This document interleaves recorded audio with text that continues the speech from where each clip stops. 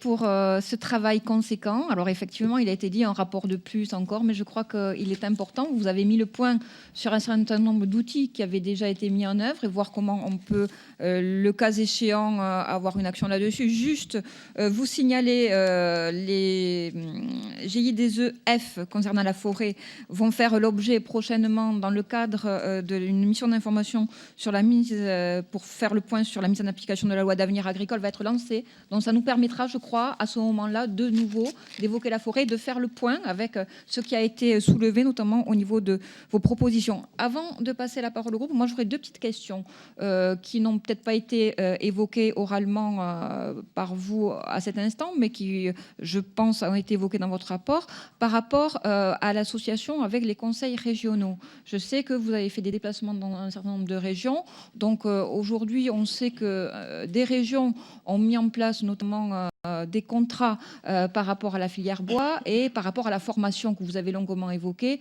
Pouvez-vous, le cas échéant, nous en dire un peu plus, voir comment on peut mieux articuler peut-être ce qui est fait au niveau national, ce qui est fait au niveau régional. Demain, nous allons avoir de grandes régions qui auront des massifs forestiers relativement importants, et je crois que ce sera également l'occasion de mener peut-être des politiques publiques encore plus pertinentes concernant la forêt, la formation et également tout l'aspect économique.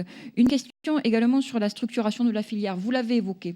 C'est vrai que la difficulté que nous avons, c'est qu'au niveau des propriétaires privés, nous avons un panel de propriétaires, comme vous l'avez dit. Autant vous avez des producteurs ou des acteurs économiques, ou autant vous avez des propriétaires privés qui sont propriétaires de bois et forêts sans parfois connaître exactement l'emplacement de leur terrain, donc qui connaît une véritable difficulté quant au regroupement, justement.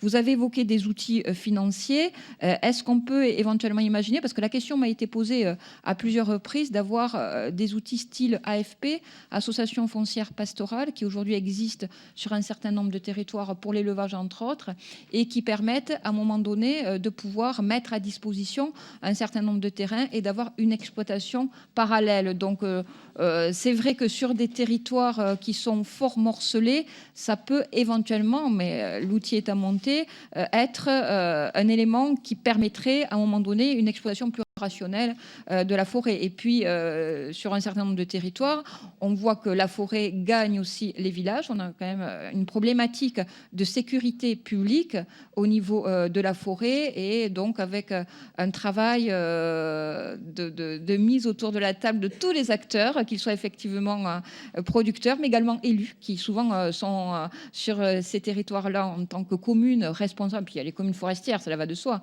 travailler avec elles. Donc, en tout cas, merci pour ce travail qui est fort pertinent, et je ne doute pas que nous serons amenés prochainement à y donner aussi un suivi, pourquoi pas aussi législatif. Et au regard du contrôle de l'application de la loi d'avenir, ça nous permettra également de relancer le débat et de refaire un point là-dessus. Tout de suite, la parole au groupe, Monsieur Dino.